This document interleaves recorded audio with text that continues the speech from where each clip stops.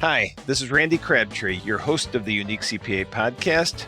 We're participating in Accounting High's ABC March Aptness, the Accounting Bracket Challenge, and we need your support to make the Unique CPA a winner. You can nominate and vote for the Unique CPA by going to bracket.accountinghigh.com. That's bracket.accountinghigh.com. Or you can text ABC to 33339. Thank you for your support and enjoy the show. Hello and welcome to the Unique CPA with your host, Randy Crabtree. The goal of our show is to keep you at the forefront of the changing face of public accounting by having conversations with fascinating leaders and bringing you their stories, insights, and advice. The Unique CPA podcast is brought to you by Trimerit, the specialty tax professionals. Today, our guest is Jennifer Wilson.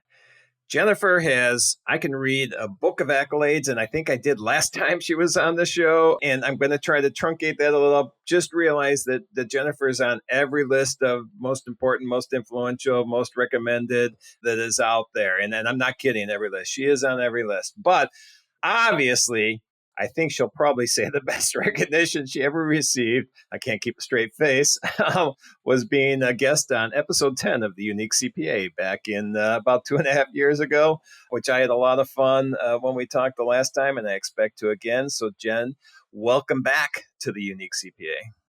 Randy, thank you for having me. And I had a great time too. And I can't believe it's been 2 years or more than 2 years. Yeah, since 2.5 we recorded years, that. I think. My gosh, that's shocking.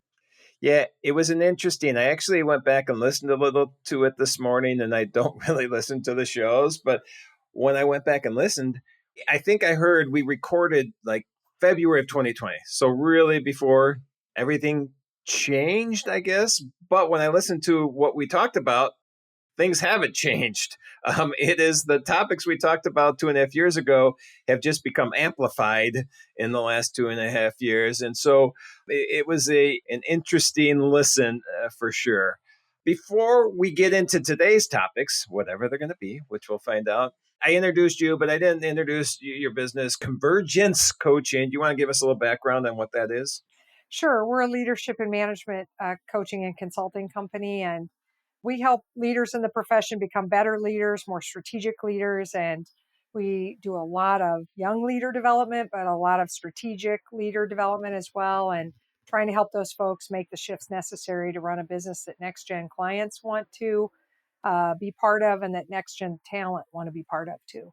All right. And and you've been, I think at this point, 22 years in business. Yep. Lucky Wow. 22. Lucky 22. Well, nice. All right. So let's get into some topics today, because I love talking to you, as I mentioned already once. I'm going to mention that multiple times. And you always have a lot to say, very good information, a lot of topics. You and I, even before today, started talking about, I had mentioned, I think, the Great Resignation. And you had said, well, really, I look at this more as the Great Migration, because people aren't quitting work. They're just going somewhere else. I think that was the whole thing. So that was one of the topics we talked about 2.5 years ago, was just getting people into the profession, hiring people, retaining people, attracting people. Even when we do that now, people are leaving. So what do you see, and how are you helping firms with what is going on with just people issues? Yeah. Well, the Great Migration is a term that Josh Burson from Burson Consulting, maybe, I'm not sure what his current entity's name is, but he's a great, fabulous HR thought leader. And it's his term. And he basically said that people are migrating, not resigning. They're migrating from what he called crummy firms or crummy companies to great companies or destination workplaces. And I loved it. I love the idea. And whenever I talk to audiences or to individual firms about this, they're like, what, now we're going to be Fiji instead of just having the pool table or whatever we have, the video games. We've also got to have hammocks and sand and, the ocean, or like, what does destination workplace look like? And, it looks like whatever it is that your talent would tell you that they feel like it needs to be, for them to want to not only continue to stay there, but to own it. You want some number of these people to ascend into leadership and ownership of this organization. And it has to be an organization that brings them joy, that they love, that they're proud of, doing work that they want to do with clients they want to serve. It has to make sense. And there are many things about the firms in our profession that don't make sense to next gen leaders anymore. Yeah, and that kind of goes to maybe one point you and I were talking about right before we started recording, is that this whole attracting, being the destination workplace, there is just not enough people to go around right now. And what happens is people are just working themselves crazy and probably working with clients they shouldn't be working with. And so the topic that we thought would be pretty interesting to talk about today was really right sizing your firm. And so what is right sizing in your mind mean, and how do we go about it? Well, it means a bunch of things. Essentially, we have more work in our firms than we have capacity or people or hours or, human capital or whatever you want to call it to serve. The number of humans it would take to get the work done doesn't exist. And so, what most firms are doing is they're saying, well, we're going to do more with less. And I love that idea if it were valid, right? So, Yeah. and yes, oh yes, hey, of course we could automate, and yes, that will allow us more throughput.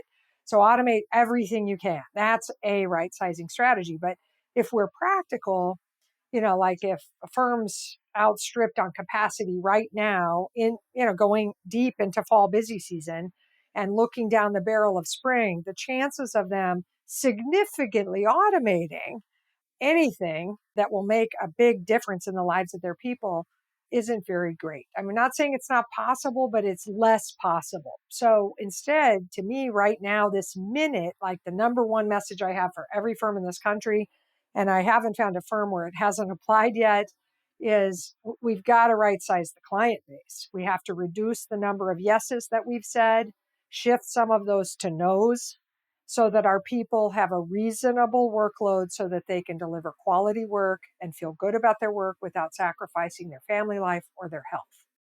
Yeah, that's a scary idea, I think, to a lot of people, because in general, I think as CPA, as people in the profession, we want to help everybody. We have this ideal that we need to help everybody, and we just can't. So, how do you go about right sizing? One, get past the mindset that I can't do this, I don't want to do this, and then implement it. Right. Well, so, we have to stop the circular argument or the fallacy sort of stories we're telling ourselves that, like, I have to help everyone. But what I'm doing by saying that is I'm not helping anyone very well. Hmm. So that's the first problem. And so, like, I know our profession, we pride ourselves in client relationships. I get we love client continuity. I know that we dearly want to love our clients. But if I dig in with most firms, the depth of relationship is nowhere that it needs to be. Right. And the quality of work that we're delivering this minute is at risk. And I don't mean just like, following standards. I'm talking about the quality of relationship, the looking deeper, the asking the material questions that could save the client's money or could find those problems that they have with their audit data and details and processes, or that could help them really materially organize in a way that would make more sense. We're just not delivering the depth and quality of service I think that we're all committed to. And it's causing this, feeling of hopelessness almost to set in with a lot of professionals where they're thinking, gosh, I came into this because I wanted to make a difference for people, but what I'm really doing is working on a conveyor belt. And I'm trying to push the stuff through as fast as I can. I'm trying to keep us from blowing deadlines. I'm trying to like just stay alive and almost like the carnival game Whack-A-Rat or something. I'm just trying to get the stuff done and get it out, and the people behind the stuff I'm getting done and out, I'm not paying that much attention to, only enough that I have to, mostly in email. Right. The client meetings and doing video meetings or meetings of any depth. Most practitioners are like, I wish I could do more of them, but I'm not. I'm just trying to move the work, and I'm barely getting it done. And so that's just not that's not what we're committed to as a profession. And so we have to shift it. Yeah, no, that makes sense. And one things you said there, and we touched on this, you and I earlier, is we're not paying attention to the people we're working with because we're just trying to pump out work. And I think one, that's going to lead to people leaving, which we don't need. But two, it's going to, and you kind of implied this, it's going to, people are having issues with burnout, and that's going to cause them to leave. And unfortunately, burnout, we have stress. Everybody has stress. Stress can become burnout. Burnout, we probably all have experienced that in this profession. And then uncontrolled burnout can even get worse into mental health issues. And that's something I don't think we're paying enough attention to. So I guess the answer then is we just need to right size. We need to look at our client base and we need to get rid of it, which you could expand on that. But let's talk about the mental health part of it, because I love that discussion. And I'm guessing you have some insights into it as well. Yeah, well, so you and I both spend a lot of time with one of the associations in the profession that is near and dear to our hearts. And I was with a group of tax practitioners talking about this issue of right sizing the client base and figuring out how to keep our people. And we got on this subject where they were like, well, what sort of people programs should we put out there to hold our people to us? And stay bonuses, send goodie baskets. Offer them free massage if they'll come to the office, like concierge dry cleaning, and one guy stood up in the middle of the room and kind of got a little yelly and he said, hey, great ideas, except none of them will work because your people already know you don't care about them because you won't right size the work. The way you show you care about them is you get their jobs winnable. Give them winning jobs. Mm-hmm. Then that other stuff will add value and can be wow factors. But the basic relationship called you're supposed to give me a job I can do and win at, Yes. we're not doing. And as a result, we look uncaring. And when people don't feel like their leaders care about them, then they quit. People don't quit their company. They quit their boss. They quit their boss because their boss doesn't care about them. Right. That's what the story is. And so the way we show we care is we say, hey, our current capacity is totally outstripped from our commitments. And we're going to have to right size those. And the minute that you say it, and saying it is not doing it, so we have to say it and then do it. Mm-hmm. The minute we do that, to me, it's the fastest bring hope strategy I know. Bring hope to the troops strategy. This is it. It's called fire some clients, not fire all clients. It's not go hog wild on firing, but it is making a big enough dent that your people believe you care about them, that you're willing to do hard and ugly things in order to make the work winnable. And you bring that hope, Randy. Hope is like penicillin to strep. Hope is to burnout. Right. Yeah. It is. I mean it. It's like a medicine for burnout because burnout is hopelessness. Yes. It's I'm doing the same thing over and over again. It's not winning, and I see no end in sight and no strategies to help us. And that is, and firm leaders. I'm just going to say one more thing here, and you jump in. Yeah. No, you're good. But related to this firm leader thing, firm leaders make it even more hopeless. Listen to this line. It's on my list. I've got a list of the top 10 things never to say ever again. And this is one of them. We can't find good people. Sorry, we're trying, but we can't find good people. And, I'm a good person. You found me. But also, if you want to bring me hope, don't tell me we've tried everything and there's no help on the way. Right. Yeah, that's a the little bit least, of an issue. least hopeful thing I know. Yeah, and I have a firm that wanted me to come out and talk about mental health issues with them, and I'm not naming names, so I can say this. Yes.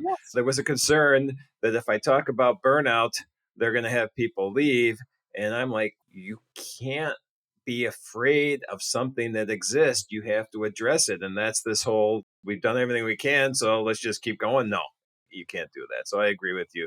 All right, let's just talk a little more about right sizing then. Is there a game plan? Do you say, okay, we got to cut the bottom 20%? Is there a number? Is there a niche? How do you advise people to go about doing this? Well, so all year long, so all of 2022, everywhere anybody would allow me to have a microphone, I would say you raise staff salaries an average of 10%, and then you're going to have to cull at least 10% of the clients. Okay. At least. And not optional. And 10 might not be enough. And you can't say sort of ratably across all departments. We might have one department that the capacity is solid and we we're going to cut 3% or something. And another that we need, the capacity is way out of whack and we have to remove 23%. I don't know what the numbers are, Right. but any sort of good resource planning could tell us roughly what we need to do. Now, I'm going to tell you, there's no perfect way to decide who to cut, but there are some low-hanging fruit. Ready? No pay. I call clients that don't pay not clients already. They quit us when Yes. they quit paying because the definition of client is they pay us. So no pay, very easy. Slow pay. And so some people are like, but if I cut them when they didn't pay, then they'll never pay. And I'm like, well, prepare to write it off. But you can also tie any message to, we will help you transition all this work once you bring your bill current. Mm-hmm. I mean, there are ways to sort of incentivize the client to help get the monies in, but who cares? It's good money after bad. No pay, gone. Slow pay, questionable. Doesn't value us. Nickel and dimers. Anybody who really hassles us about billing, doesn't like our rates, complains, spends our people's energy on value of our bills. That's a client that doesn't value us. So those are really easy. And then these are hard, but super easy. People who are mean to us. They're demeaning, Mm-hmm. diminishing, punishing, ugly to our people. Whoever those clients are, I don't care how big they are. I don't care how big they are.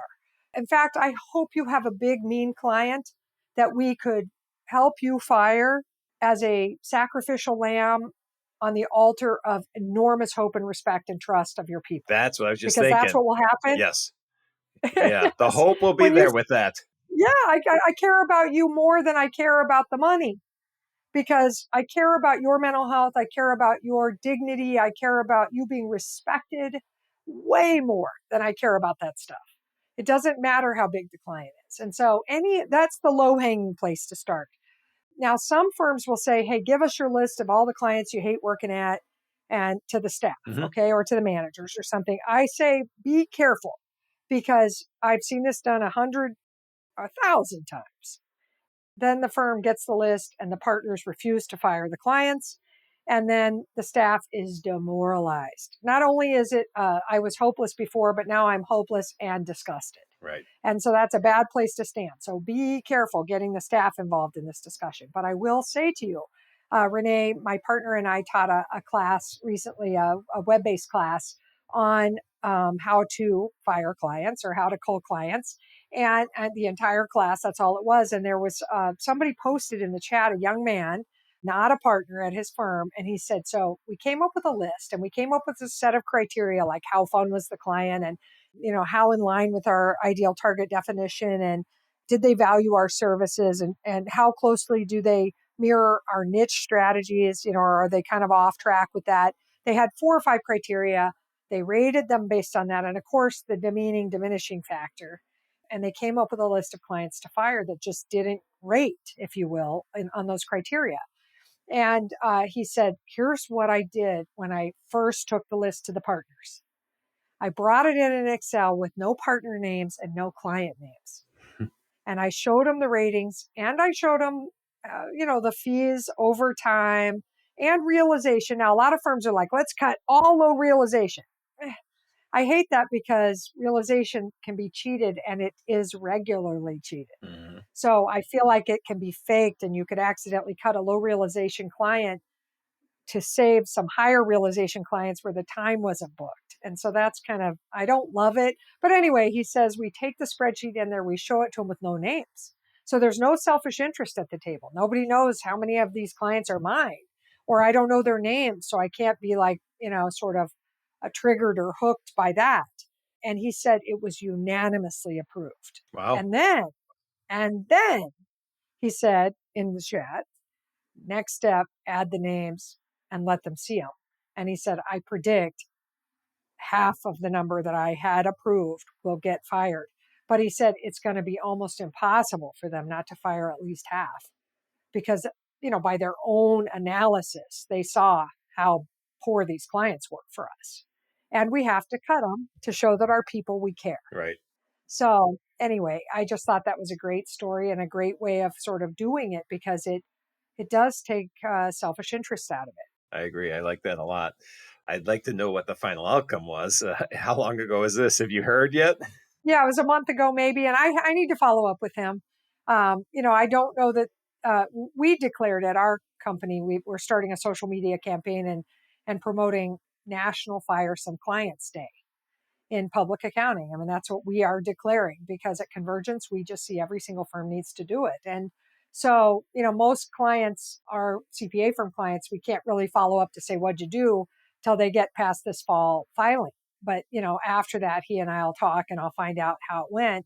And he knows about National Fire Clients Day because we've been promoting it Right. and talking about it everywhere and trying to get firms to see, like there's all these objections to it, tons of objections to it. One of them is like, well, wait, I have to get paid first. If we do the fall filings, then I have to get paid. Okay. So I'm like, yeah, then you'll wait to get paid. Then they won't pay you. Then there'll be the holidays and it's hard to fire people over the holidays. Then wait a minute. It's uncool to fire them in January as we're starting the spring cycle.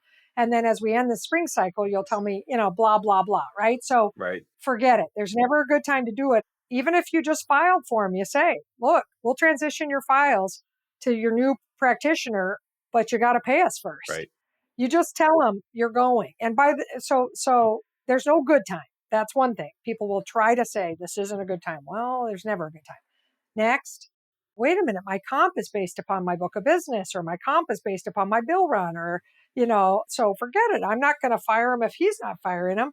Well, firms just need to make a commitment that they are going to calculate comp excluding whatever's fired. Yep. Whoever fires it, they're not going to take that into account. So it will get added back for whatever calculations because you were woman or man enough to do what we need to do to save our people and to save our sanity. Mm-hmm. And so we are not going to hit your comp because you did that. That needs to be like comp committees and executive committees around the country. Listen up. Next, my buyout is predicated on my bill run. Let's negotiate those buyouts if they're close. Freeze them now. I don't care. Figure it out. Let the clients go. Do not let that be the inhibitor, please. That's a goofy one. And then, by the way, the best time to fire a client ever is at retirement. So there's a ton of people retiring and they're trying to transition these client bases in whole inside their practice. And the client is about to get a piece of bad news called, hey, your longtime provider is leaving. And that's like sad. We're already going to kind of punch them in the gut. And why not just do a 1-2 punch and say, and by the way, we can't serve you anymore. Yeah, that's great. You're already delivering bad news. So just do that. And by the way, almost every retiree has maybe a few sweetheart clients and a bunch of stinkers. Stop trying to save all those. And Randy, listen to this insanity. We're seeing firms that have so many tax clients that they have to transfer from retirees and that they've oversold into that department. And as retirees are leaving, they're trying to take those tax clients and give them to auditors and auditors who've never done tax. Right. And they're saying, well, our people are going to become multidisciplinary now. And I'm like, they're going to quit. Yes. That's what they're going to do. They didn't want to be multidisciplinary. They wanted to be auditors. Right. And so just woman up and man up and send these clients to other firms and other providers who, for them, these clients would be ideal. So the whole time we're talking about this, which I don't know if it's the right mindset to have anyways, because now I'm thinking the way I say you shouldn't think is, well, who's going to help these people now? Because eventually somewhere down the line, there's not enough people preparing tax returns, doing accounting to handle everybody. And so I guess that shouldn't be our concern. I know it shouldn't. And I just do it when I said not to do, but I'm like, somebody has to help them. And somebody will. This is the free market economy, Randy. Yeah. Trust the free market economy. Yep. It will rise up to serve the market demand. So the big box providers on the tax side will get in there and do that. Or some tiny little guys will bounce out of their firms, or they already bounced out and they're barely eating and they're trying to figure out how to run their own business. And all of a sudden clients will fall from the sky and they'll be able to do it. All and right. in fact, listen to this. Out there in social media, on LinkedIn is a great firm out of Boston, and their managing partner has a picture where she is standing with another person on her team with her arm around this woman, and she says, She just quit and she's going out to start her own small tax practice, small company and individual tax practice. And we're referring clients to her. And I was like, yeah, somebody who totally gets it, that firm. And they were helping that person go out because she wants to do her own entrepreneurial thing and she wants to serve the small stuff. And they're going to fire that stuff. And boom, she's going to have a ready-made practice and they're going to have somebody to give on their firing letter. And by the way, anybody listening to this, we have all sorts of resources, templates, sample letters, language of how to say what, that we can't serve you anymore and how to handle the objections and all kinds of stuff for you. If you want to email me or hit me up in social, I will send it your way willingly, gladly, because Nice. we want to do everything we can to support this. And we'll get your contact information at the end. That kind of stuff, when I see posts like that and I see people who get it, Randy, Yep. it gives me hope.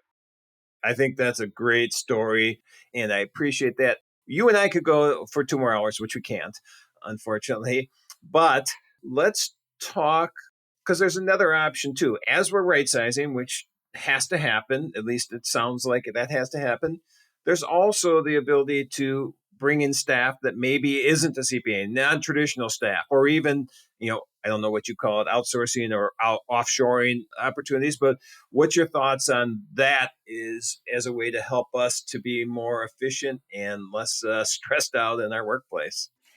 So, yeah, I mean, just firing clients, a lot of people are listening to that and they're thinking, great, so I can't grow at all. I right size, capacity, but the traditional model is broken and we're not pumping out CPAs like we used to. And, accounting grads are down and those sitting for the exam are down and, I'm hopeless. I can't grow this thing.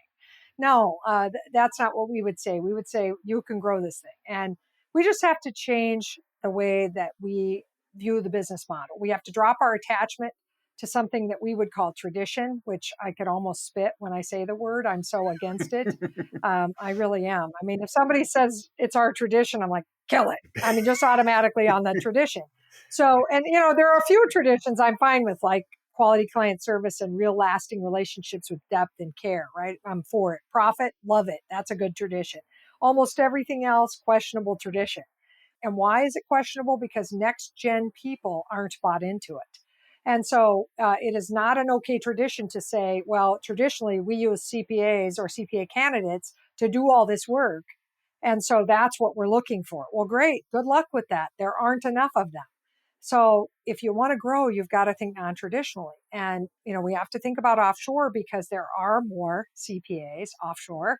And there are countries, South Africa, the Philippines, Mexico, India, Poland, a whole bunch of different places that are really producing a decent number of available CPAs for work. And there are entities that are making hay, causing those people to have material impacts for firms. And the big four and the top 50 firms of the country, maybe top 30 at least, have been offshoring for a long time. They have wholly owned entities over there. I mean, they understand the labor model and they have been tapping into it. But the rest of us have to let go of a whole bunch of objections, which are too many to say on this podcast, but I can counter them all. By the way, you have to go offshore. That's your lowest cost option to get CPA and accounting labor. And you've got to work with a reputable outfit and you've got to, do 7216 disclosures for your tax people. And there's a whole bunch of stuff you have to do. This isn't a podcast on offshoring, but it is an absolute must pilot, must try, must talk to all your buddies out there in the profession, inside your associations and things, and find out who's doing it. And most of the people who are doing it are super generous to share how they're doing it and who they tried that didn't work and all that stuff. And we have ideas too, because we have clients that are having success. And so offshoring, definite capacity expansion idea. Outsourcing, which is more domestic outsourcing, using, some of the domestic outsourcers, some of the big guys in accounting that are doing it. And then also there are a bunch of fractional outsourcers that can provide you with fractional labor available. Like you say, I need 3/4 of a tax senior manager that can do, partnership reviews 3/4 of their time for, February 1st through April 30th or whatever. And you buy that fraction of that person and you pay probably a premium rate Hmm. to a domestic fractional provider. And there are some really good ones out there we certainly have been recommending and working with. And so firms out there are doing that. That's another, the local domestic outsourcing. And then, other fractional ideas. There's this old fashioned concept called finding stay at home moms and retirees, not from your own firm, by the way, that have left for a period of time, but would like fractional work, and they would gladly contract back with your organization or even become a part-time employee over time. Those things are totally viable, and being out there trolling for those. There's some fantastic mom websites. I mean, incredible, literally mom, for hire websites where you can find some fantastic fractional or part-time or completely remote and full-time accounting and tax experts Right. and advisory. So those are all possibilities for sure on the non-traditional capacity. I have another one, Randy, that's actually my favorite, and it's the most maybe that firms kind of bump into and resist at first, but man, once they get it and they start going, it's amazing. And that's non-accounting grads, no 5-year degree, Hmm. nobody on the path, please. Operational administrative resources at a high level, next gen level, probably very technology adept, super process based, really client service focused. So you can find them working in customer service rep positions. You can find them in hospitality, especially in the depressed hospitality market. You can find these folks. Some of them are in insurance companies because they're pretty good with numbers and forms and things like that. And you can bring these folks in and they become part of your workflow. They become, you strip away, we say to firms, everything that doesn't require a 5-year accounting degree, those people aren't allowed to do anymore. And that includes emails to clients, phone call to follow up to say, hey, here are the things we're still missing before we can start your work. Participating in prospect calls, writing follow up recaps, sending out the engagement letters, then onboarding the client, telling them how things work, teaching them the portal, helping them to get their stuff on the portal, opening up their stuff to make sure it's the right stuff, telling the accounting person, hey, all the stuff's loaded. I looked at it. It's ready. Opening up binders on the audit side. I mean, there's so many things that they can do. They can bill, they can do the billing, for crying out loud. There are so many things we could take out of the hands of our super overburdened accounting practitioners and give to these bright operational people. And you can set them up by level. So you can give them an associate level set of duties and senior and supervisor and manager. And these people can grow right alongside our accountants. They can be part of our team forever.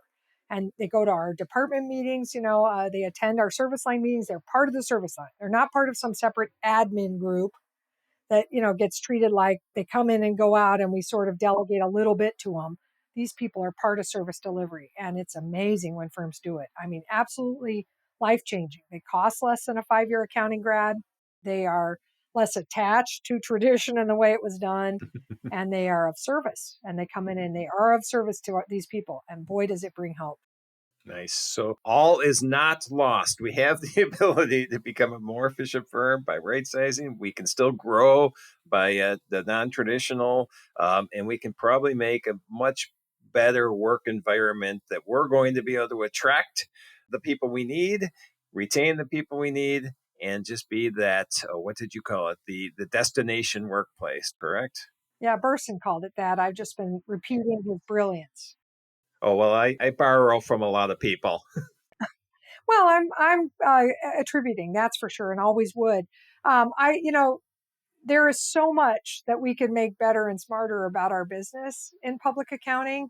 I am so excited about it. Like I'm sort of disgusted with our apathy toward this capacity problem and our apathy toward our people's very real struggle with hope and with belief and with trust that this is the right kind of profession to be in. That bothers me that we're not solving that, but I know it is. I know how smart a firm we could run. And it isn't just the capacity stuff. You and I are talking about what I'm going to call the emergency strategies, Right. the do this right now in the next 7 months. And then we could talk about like Now, what are your wow factors that make you a real destination workplace? Because guess what? Not being hopeless doesn't make you a destination workplace. It just makes you not a crummy one, right? It moves you a little bit on the meter, but then there are some super cool things firms are doing, super cool that they're doing, like getting rid of the timesheet, pricing and billing ahead, Yes. flexible work, real remote work, truly remote and hybrid teams, building incredible workspaces where people can meet, not necessarily for the 9 to 5 Monday through Friday, but getting together and having real meaningful collaboration and fun. And oh gosh, there's just so much happening. And we need to go there.